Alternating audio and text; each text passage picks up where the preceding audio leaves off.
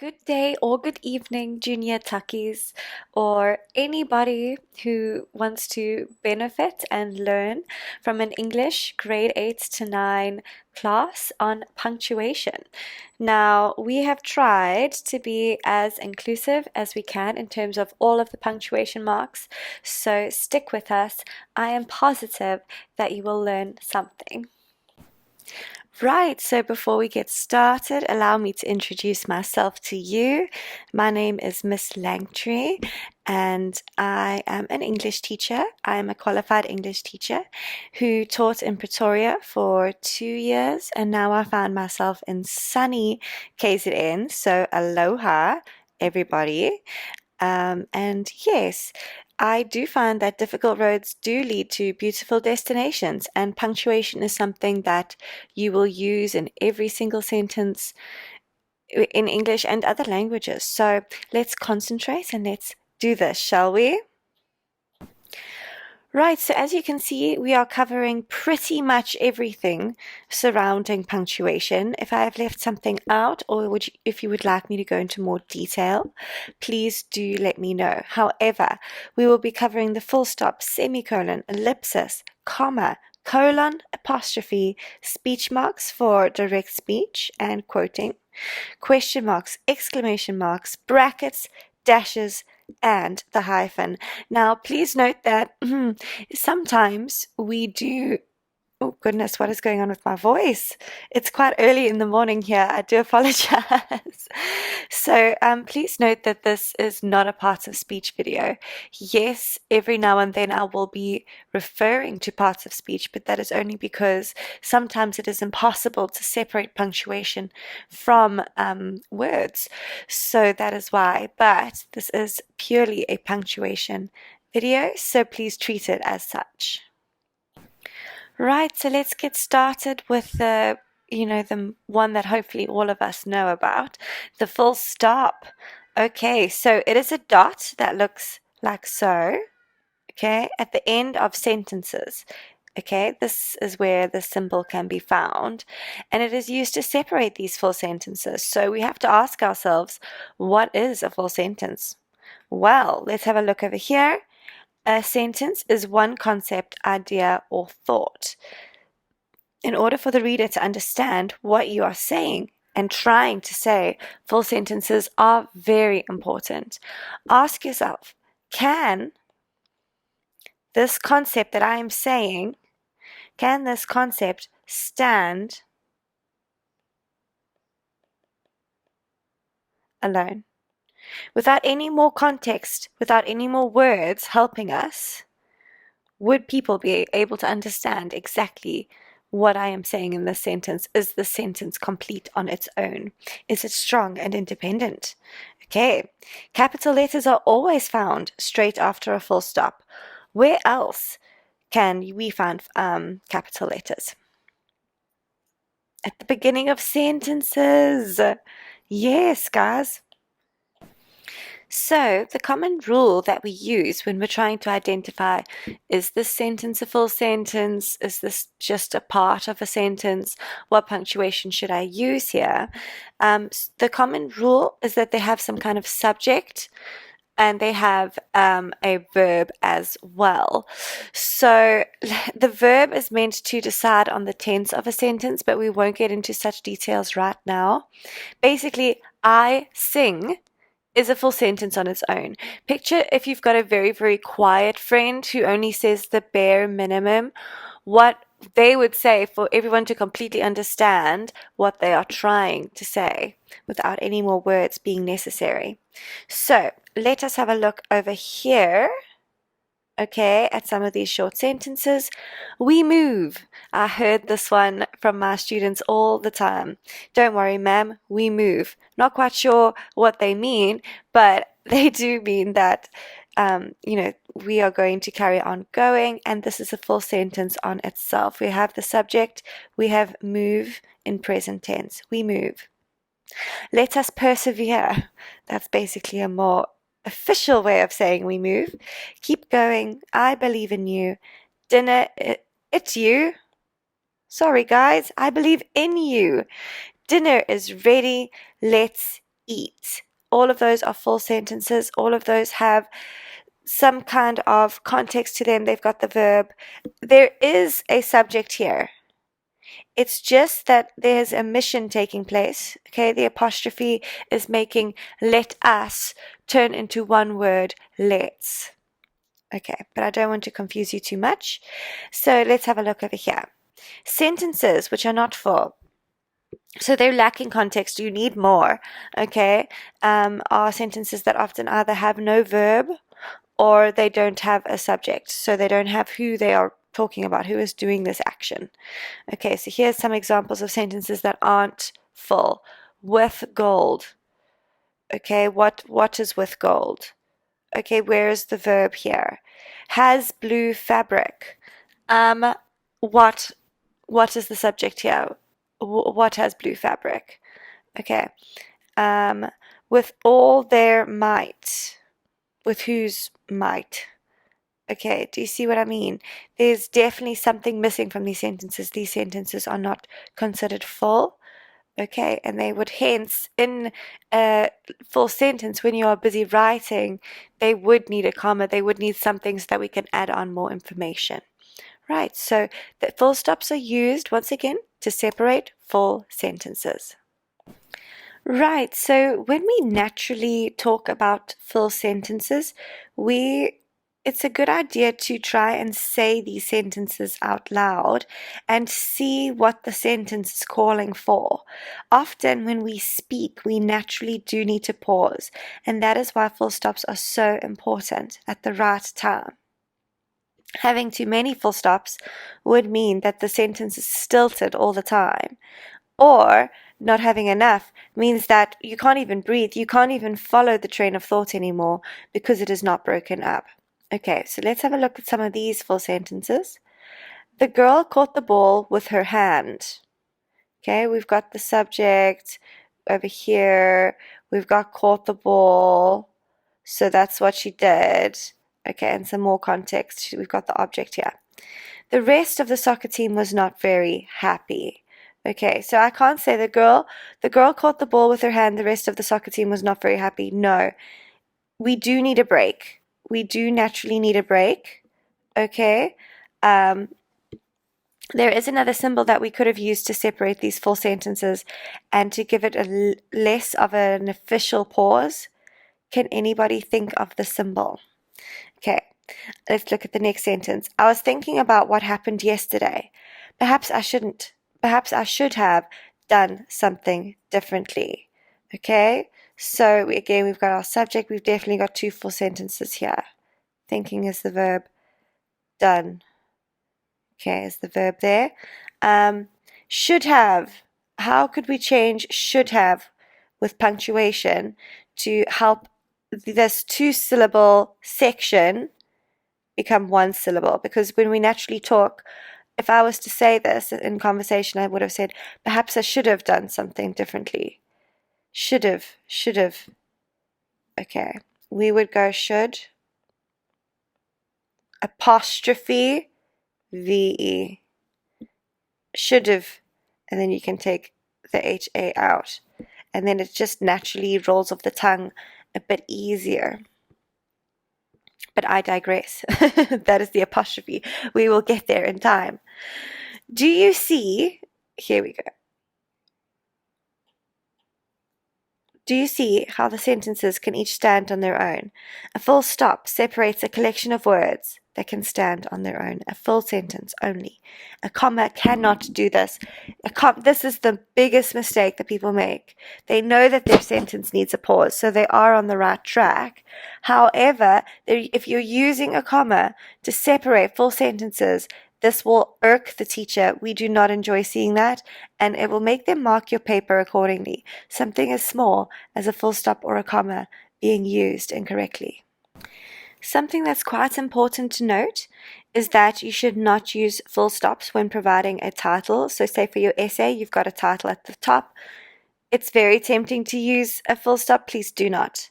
Okay, The Lion, the Witch, and the Wardrobe. It's very tempting to just put a little dot there because it's quite long. Don't do this. It's a title. Okay, it doesn't need to be punctuated. Right, the symbol which was referring to a bit earlier when I was asking about which other symbol could maybe separate full sentences. I'm not sure if any of you got it, but I was referring to a semicolon, which looks like this. It is one full stop kind of floating in the air, followed by a little comma underneath. So it actually is the best of both worlds, the symbol, because it does offer less of a formal pause in terms of the full stop. So it does serve the purpose of a comma in the sense that you just take a little break. It's not an official end to the sentence, but it is also good for separating full sentences. So it does serve the same purpose as a full stop. So it is the best of both worlds. I don't know why people don't use the symbol more. It is the loveliest symbol. So let's read. Right. This symbol is used to separate two full sentences. Think of how we speak and the pauses that we naturally take. This is fantastic because there are often sentences that don't actually require a full stop to end them because the pause would be too long. Oh goodness, there's so many mistakes. But I can't turn back now. We can only point them out and move on. For example, you would find her in a Polaroid picture. She means everything to me. Both of these are full sentences. We've got a subject. We've got a verb that is helping us understand the tense of the sentence. So she means everything to me. We've got ourselves two full sentences here. But to go like this, you would find her in a Polaroid picture. Full stop. She means everything to me. Does it flow as naturally as it could? No. You would find her in a Polaroid picture. She means everything to me. To me, that flows better, and that is because of the semicolon, indicating to me that I can now speak fluently, speak with flow, even though I am technically giving two full sentences here. Okay, here is a beautiful quote from Desmond Tutu, who is a national treasure. So let's read what he has to say. Do a little bit of good where you are, semicolon. It's those little bits put together that overwhelm the world. Okay, do you see how the semicolon helps Desmond Tutu almost finish his train of thought, even though he is dealing with two full sentences? He's not quite done with that concept. So the semicolon helps him to separate it in a natural way. Okay. Right, so we know what to do when we see one full stop, but when is it necessary to add three in a row? I'm not sure if you've ever seen this, but this, three full stops in a row at the end of a sentence, well, yes, it is actually called an ellipsis. Okay, and the purpose of an ellipsis is to add suspense, because if one full stop means we pause, three in a row signifies that we have quite a long pause. Okay, so it emphasizes something and it definitely adds suspense. Okay, it implies a trailing off of the sentence slowly but surely. Trailing off slowly but surely. So let me show you. Oh, here we go. So this is how it ends. So this is how it ends. Just a casual sentence. So this is how it ends. Dot, dot, dot. Much more drama. Do you see the difference? How about something like this? Turn. Well, you can't really see, but I'm just saying turn around. Hey, turn around, John, it's me. You know what I mean? Turn around. Super casual. Turn around. Dot, dot, dot. What's he going to turn around to? I wonder. Turn around. Ooh. So it does add, sometimes it adds that ominous, which means kind of you know something bad is going to happen. It adds an ominous tone, or it can add a really suspenseful tone. However, positive suspense, negative suspense, however you want the sentence to come across, ellipses can help to emphasize that. All right, everybody. Now we are going to move on to the comma. This is going to be the last symbol that we cover in this video because the comma can be a very persnickety symbol. It can be quite a technical guy. So let's pause the video, drink some water, get our heads in the game, and let's tackle the comma. So, the comma is arguably the most misused punctuation mark in English. It can either be heavily abused and you put it everywhere in a sentence all the time, or you just never use it and you just trail off for 3 lines and there's no pauses and everything is just a mumble jumble of words. So this small symbol can separate the A and B candidates. So the people getting 80s and the people maybe getting 60s, 70s, okay? Whilst English teachers mark your paper. Let us see how we use them. Dot, dot, dot, ellipsis. Uh-oh. What are we about to see, ellipsis? Please note that when we use commas, we can use them for 5 things, okay? We can use them when we're listing. I'm sure you have seen that. When we're making lists, we use commas. When you're using quotes or direct speech, before you begin your quote or your direct speech, you have a comma. Using a coordinating conjunction in the middle of a sentence.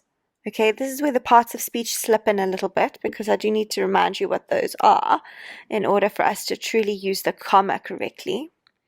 4.4, adding extra information into a sentence. Okay, when you kind of start your sentence and you've got what your main sentence is about, but then you're like, oh, and she also has brown hair, or you just want to add in something. Commas can help you to just quickly slip that in without losing your reader. Okay, and also 4.5, starting a sentence with brief context or a conjunction. You kind of add that little bit, then you put a comma, then you carry on with what you want to say. Okay, let's start with the first function of the comma, and that is to assist us in creating correct lists. Right, a comma can be used when constructing a list. When you think of a list, perhaps you think about a to-do list or a grocery list. It should look like this. To do. So you could write to do, colon, and then you start milk, eggs, sugar, and bread. Okay, to do milk, capital M, okay. And then you carry on going like that. So it just helps us to separate our different items. However, one can list adjectives or verbs too. For example, the brilliant, helpful, and smart teacher helped the fantastic, brave, and normally shy student with a difficult task. So when you're basically listing anything, okay, remember to use your commas. That is a very, very important purpose for the comma. So when we're using commas, it's also important to note that we can use them for direct speech and for quoting. In fact, they do need to be considered. All right, because what they are going to do is they are going to separate the quote itself from the person who's speaking it. Okay, so let me show you what I mean. Emma said, "No, I don't think I will." Desmond Tutu declared, "What a wonderful day." Okay, so commas should be used after introducing the speaker or quote. Emma said, comma. Are you guys with me? Do you see where I'm putting a mark? Okay. Emma said, comma, "No, I don't think I will." Full stop. And because there is a full stop there, if this wasn't a name, so say for example it wasn't Desmond Tutu, we could have said she did this instead. Okay, the S would be capitalized, but only when there that sentence ends in a full stop like so. Okay, that's important to note. I'll show you why in a minute. Well, let me show you right now. Actually, it's probably better. So Emma said, "No, I don't think I will." Say she puts a question mark there. Okay, then the she would actually be lowercase. It's one of those strange things with direct speech, one of those rules that we have to follow. Or say, for example, Sorry, guys, the connection did interrupt a little bit there, but as I was saying, because there is a full stop here, whatever follows the full stop will obviously need to be capitalized. But if it was a question mark or an exclamation mark or a comma at the end of the sentence, okay, then we could have used a lowercase like so. She declared, not that Desmond Tutu was a lady, but you know what I'm saying. Okay, just a little fun fact for you. Right, but let's have a look. Our focus is on the comma. Okay, so the comma always, always, always goes and separates the speaker from what is being spoken. Okay, so Desmond Tutu declared, comma, what a wonderful day, with an exclamation point, meaning that he means it with emotion. What a wonderful day. Okay, if the direct speech is split, use commas as follows. Note as follows, there's a colon there, but we'll get to that later. Okay, I don't enjoy the space, comma, said Vincent, comma, there is not enough light. Okay, notice that there is lowercase because it's a continuation of this sentence. Essentially, the sentence is, I don't enjoy this space. There is not enough light. Okay, so do you see how commas are used to now separate Vincent from what is being said? Not just once, but twice. So there's a direct quote, comma, said Vincent, comma, there is not enough light. Also note that the comma itself goes before the speech brackets. Do you see that? Comma, speech brackets. Okay, so what I'm basically trying to say is you must say what is being said. So I don't enjoy this space, comma, and then the speech brackets. The speech brackets almost frame everything inside of that sentence. Okay, it frames it so that we know, okay, this is what is being said. Okay, said Vincent, comma, then you carry on with what you want to say. So the comma is outside here, right? The comma is outside of the direct speech. It's introducing the direct speech, okay? But in this case, I don't enjoy this space. Put the comma inside. Okay, hope that makes sense, guys. So, yeah, the general rule is speech brackets surround or frame all of the speech which is intended to be spoken. The quote should be framed in these speech marks, and commas are often found separating what is being spoken and who is speaking. So let's test our skills. Okay, how can we punctuate this quote? Do a little bit of good where you are. It's those little bits put together that overwhelm the world, said Desmond Tutu. Okay, what do you guys think? Do you think that we need a comma at the beginning of the sentence? I'm hoping you said no. Okay, what do we need at the beginning of the sentence? We need to open up the speech brackets, yes. You can use one or two. The key is to be consistent. Okay, so I'm going to use two. Do a little bit of good where you are. There, am I just the only one who thinks that there should be some kind of punctuation mark there? Hopefully not, but we cannot use a comma because it says, do a little bit of good where you are. It's those little bits put together that overwhelm the world. Those are two full sentences. Okay, so we can either use a full stop or a semicolon. I'm going to use a semicolon because I do believe that Desmond Tutu is busy saying this as one quote. He's talking quite quickly through. So do a little bit of good where you are. Semicolon. It's those little bits put together that overwhelm the world. Okay, so what is required over here? Because he is not saying, said Desmond Tutu, why on earth would you do that? So we need a comma here. We need to do our little speech brackets as well. Yours will be neater than mine. Okay, so comma, close the framing, okay, with your two speech marks, and then says Desmond Tutu, full stop. Okay, notice this it's over here, guys. It's Why is there IT apostrophe S? Okay, that's because he is trying to say it is. But it's is one syllable, and hence it makes the whole sentence flow a bit easier. It's more colloquial, it rolls off the tongue easier. Okay, how about this direct speech example? Lorato, enough please. Emma sand. Sand? Okay, she's doing sign language. I can hardly hear myself think. Okay, so we know that these are the direct speech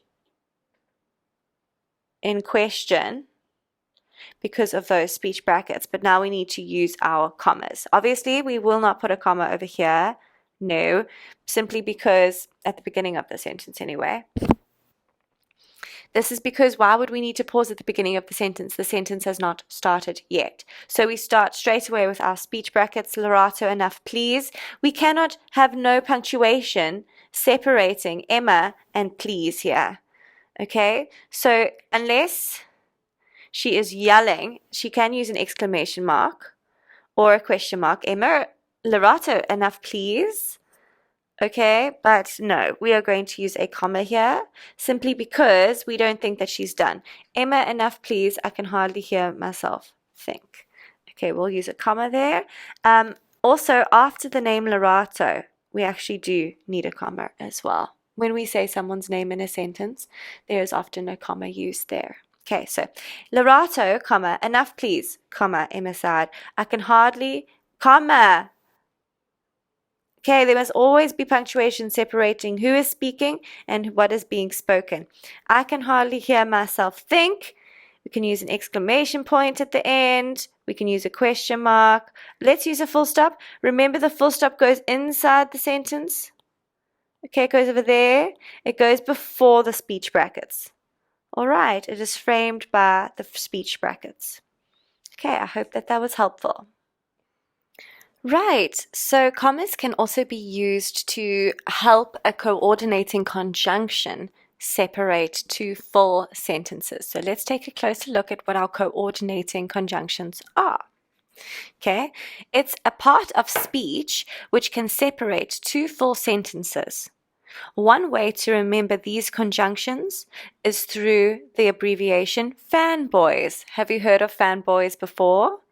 Well, basically, for every single letter of fanboys, what we find is that it can symbolize a coordinating conjunction. And if you see these in a sentence, you can safely say, okay, we are dealing with two full sentences here because a coordinating conjunction is used to separate them. Right, so for, and, nor, but, or, yet, and so are the specific conjunctions. Remember, a conjunction is something that can separate parts of sentences. So, I am not hungry yet, but I could eat a sandwich. I'm sure I'm not the only one who's had that sentence come out of their mouth more than once. So it's basically what these coordinating conjunctions do is they balance out the sentence. So you've got sentence one and sentence two. So sentence one, then but, sentence two. What coordinating conjunctions signify is that these two sentences are equally balanced. I am not yet hungry is the same. It's still a full sentence, and it's still the most important part of the sentence. Okay, I'm not yet hungry, but I could eat a sandwich. Okay, it's saying the second part of the sentence is equal to the first part of the sentence. Let's use the word because for a sentence. I am not yet hungry because I ate a sandwich. It suddenly becomes more of an explanation to the first part of the sentence because I ate a sandwich is therefore less important, if I could say that, than the first sentence, because the first sentence, without the first sentence, the second sentence wouldn't make sense. So when it comes to coordinating conjunctions, think of it like a scale. It balances both sides of the sentence. And we use a comma when we use coordinating conjunctions if the sentence is already quite long. So let's have a look at that in some closer detail. So the main purpose of these coordinating conjunctions and the comma thereof is because sometimes it's necessary to let the reader pause to understand what you're writing. Remember that these conjunctions are used to separate full sentences, which can get quite long-winded. Let's have a look at some examples. Okay. They had never heard the news on the radio, nor did not believe it. Nope. Nor did they believe it. Okay, but that is not the point. Okay, so the comma is used here just to give us a bit of a pause, okay, to understand exactly what the writer is saying. So you could actually use your discretion. You could say, they had never heard the news on the radio, nor had they believed it, or nor did they believe it. Oh gosh, the sentence is just wrong on so many levels. Give me 1 second, everyone. Right, that's better. They had never heard the news on the radio, nor had they believed it. Sorry, I had to change it because this was in past tense, which means that this all needs to be in past tense as well. Otherwise, it is an inconsistent sentence. Okay, so we are using a comma to separate the sentence from the next because we are using a coordinating conjunction. That is the only reason why a comma would be allowed in this case. Okay. Everything was changing, so they embraced what they saw. Okay. The comma can be used here. However, a lot of the time you can use your own discretion. It is not absolutely necessary for a comma to be in this sentence. Let me show you the next one. Either I am seeing things or that dog is climbing a tree. That flows perfectly naturally. Or we could maybe say it like this. Either I am seeing things or that dog is climbing a tree.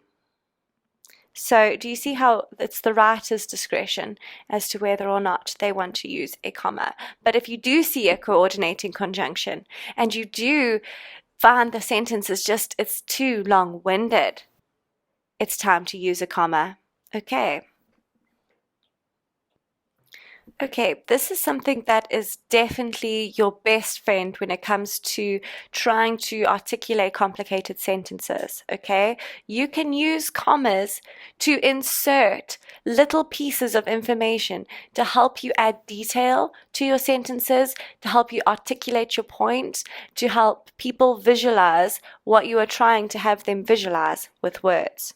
So let's have a look, guys. As we tell a story, there are often little details which we want to add to the sentences, but we only realize that sometimes as we go.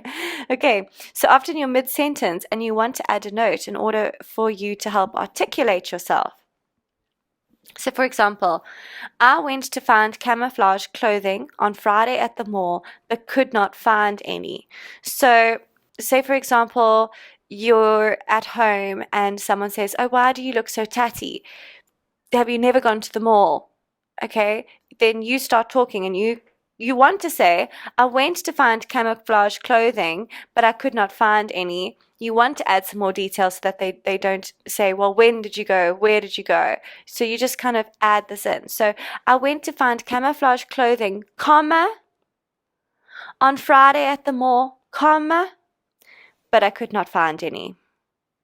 So you just insert some extra details to help people understand exactly what you are trying to say. Okay, the man, comma, who in my mind is taller than a tree, comma, walked past with a smile on his face.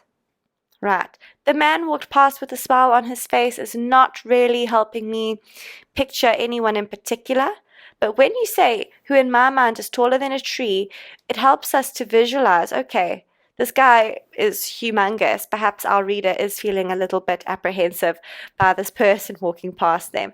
So you can use a comma to just insert just a little extra snippet of information, but it assists the reader to still follow your train of thought. If you add little details in constantly, you're going to lose us.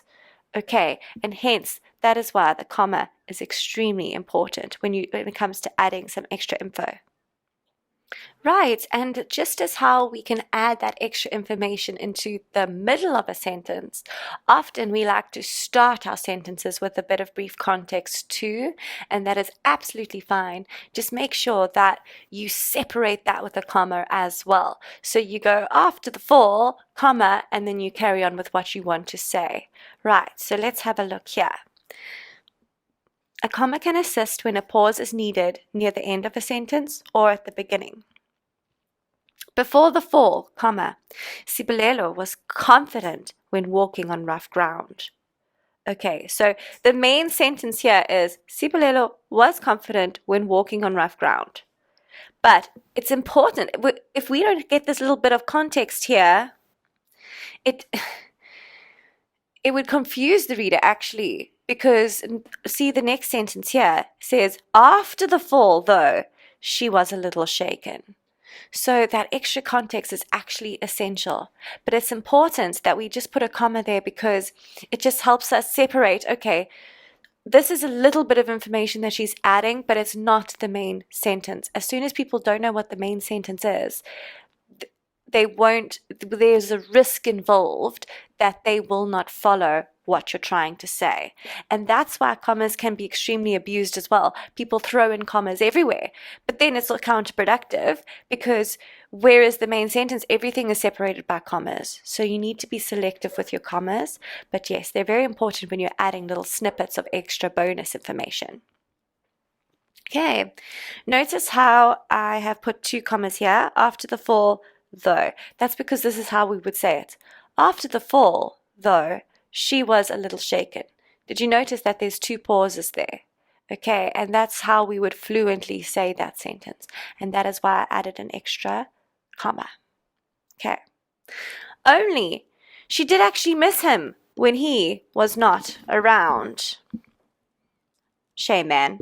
Okay, so as you see, it adds only, kind of like a but also, so it does add that little bit of extra detail, okay? Therefore, the rain in Spain does fall directly onto the plain. Little words like this, okay? They are conjunctions too. If they are found at the beginning of a sentence and the sentence is going to be quite long, add a comma, okay? Add a comma. He lost his hat and the gloves that came with the outfit, however. Okay, again, using a conjunction, make sure that you have that comma there, okay, because naturally we pause when we use these conjunctions. Moreover, there shouldn't be a full stop there, I apologize. Moreover, comma, one must not forget how we got here in the first place. Okay, therefore I must go. I added this extra sentence because, again, I'm showing you that you don't always have to use a comma. I know that it is confusing when I say this because I'm telling you the rules, but there's always exceptions to the rules in the sense that if it is such a short sentence and you want the person to go, therefore I must go, you don't necessarily need to use a comma, but only when the sentence is really short. When it comes to history and when you are writing more academic essays, I do strongly suggest you use a comma after your conjunctions if they're used at the beginning, end, or middle of sentence. However, yeah, you can, there is a bit of leeway there. So yes, when you're adding brief context though, always remember your commas, please. Okay, lastly, we're going to have a look at commas and names. Commas are also used after a name of a person or animal if this begins at the beginning of a sentence. Actually, anytime, not just the beginning of a sentence. Okay, so have a look at over here. Zara, please can you lend me a pencil? Zara, comma. Okay, and that doesn't matter if we're talking about, you know, the dog or the pet or any kind of name of a person or, you know, and if you name your object, sure, okay, it needs that comma afterwards or before it. It needs to separate the name from the rest of the sentence, as you can see. Okay, please can I borrow a pencil, comma, Zara. This is one of many English teachers' pet peeves is, can you borrow me a pencil? No. No. Can you lend me a pencil and I will borrow the pencil? Do you see the difference there? Okay, I hope you learned something today. Right, guys, we are going to end this video here. Please keep an eye out for part 2 that will be coming shortly. And thank you so much for listening and for writing down all of these rules, particularly about commas. I know how technical they can get, but I'm really proud of you, and I do think you're one step closer to getting the grades that you wish. So thank you again, and I'll speak to you soon.